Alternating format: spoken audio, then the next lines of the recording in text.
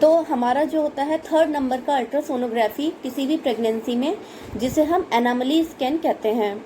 इसको हम mid pregnancy scan, TIFFA scan और लेवल 2 स्कैन भी कहा जाता है।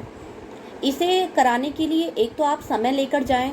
ये जो होता है पूरा 30 से 45 मिनट, 30 से 45 मिनट तक का समय इसमें लग सकता है, क्योंकि इसमें बच्चे की पूरी डिटेल हिस्ट्री जो होती है, पूरे उसके सारे ऑर्गन्स सबको स्कैन किया जाता है। ये ट्रांस एब्डोमिनल स्कैन है और इसे कराने का समय होता है 18 से 22 हफ्ते तक। 18 से 22 हफ्ते क्यों? क्योंकि 18 हफ्ते से पहले हमारा फीटस यानी गर्भ जो है पूरा बन तो चुका होता है, लेकिन उसके अंग जो होते हैं, उसके शरीर के अंग इतने छोटे होते हैं कि उनको स्कैन में पूरा मेज़र करना बहुत डिफ़िकल्ट होता है। तो 18 हफ्ते से लेकर 22 हफ्ते के बीच में जो गर्भ होता है उसका साइज़ में वो इतना बढ़ चुका होता है कि उसके सारे अंगों का मेज़रमेंट अच्छे से लिया जा सकता है और गर्भ के सारे अंगों का विकास भी पूर्ण रूप से हो चुका होता है। अब इसे जो है इसकी क्या इम्पोर्टेंस है? ये हमारे शरीर की 40 to 50% एनाटॉमिकल डिफेक्ट को स्कैन इसके द्वारा किया जा सकता है। अब किस तरह के स्कैन?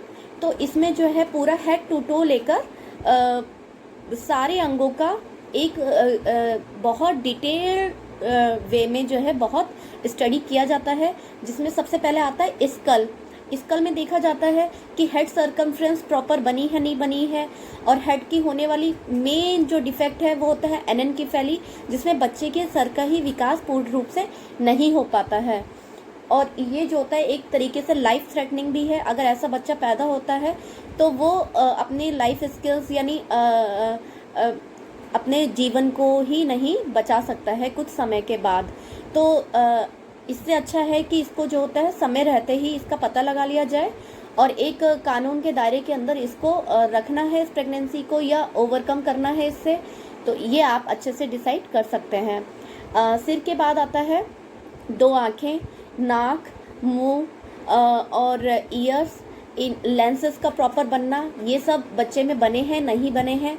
इनमें मेनली आता है क्लेफ्ट लिप और क्लेफ्ट पैलेट। होठों का यहाँ से कटा होना या पैलेट के बीच में पैलेट के साथ कटा हुआ होना, ये क्लेफ्ट लिप और क्लेफ्ट पैलेट के अंतर्गत आते हैं। ऐसा बच्चा जो होता है डिलीवरी के बाद इसमें 4 महीने के अंदर 4 वीक के अंदर ही जो है जेड प्लास्टी करके ऑपरेशन होता है। एक ये ऐसा जेड प्लास्टी प्रोसीजर है जिसके बाद इसको ठीक किया जा सकता है, या कितने % तक ठीक किया जा सकता है ये आपके डॉक्टर बता सकते हैं। फिर उसके बाद आता है बच्चे के हार्ट चैम्बर्स प्रॉपर बने हैं नहीं बने हैं। ओपनिंग और and closing of the valve इसमें देखी जाती है। इसमें जो होता है अगर हार्ट चैम्बर सही से डेवलप नहीं हुए हैं तो हार्ट डिफेक्ट होने का भी बच्चे में खतरा इसमें पकड़ा जा सकता है। फिर उसके बाद आता है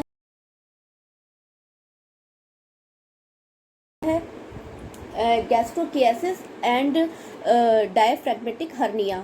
इसको भी जो है एनोमली स्कैन में जो है डिटेक्ट किया जा सकता है।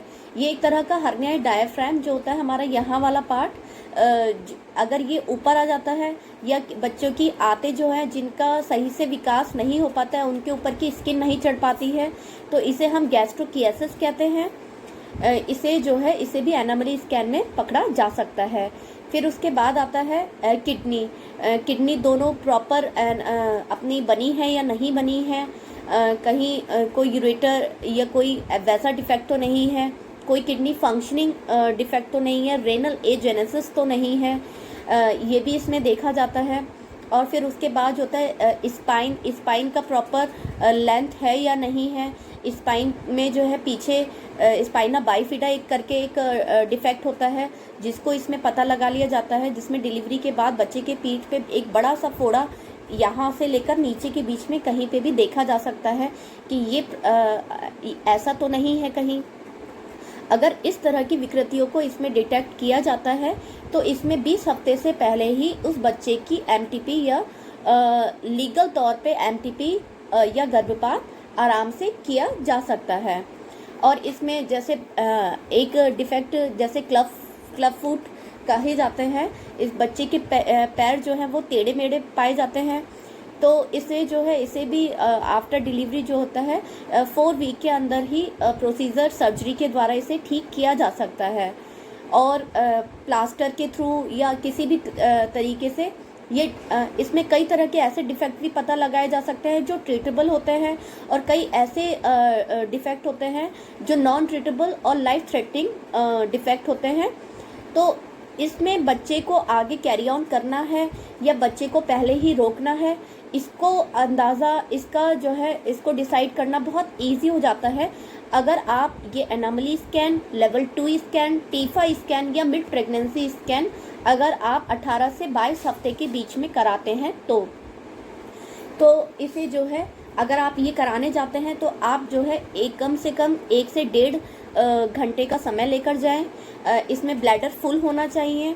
ये ट्रांस एब्डोमिनल होता है, यानी इसमें प्रोब जो होता है वो पेट के ऊपर से जेली लगा के उसे देखा जाता है और बहुत डिटेल्ड स्टडी की जाती है। इसलिए आप और प्रॉपर कपड़े ऐसे पहन कर जाएं जिससे आप भी कंफर्टेबल रहें और डॉक्टर भी कंफर्टेबल रहें।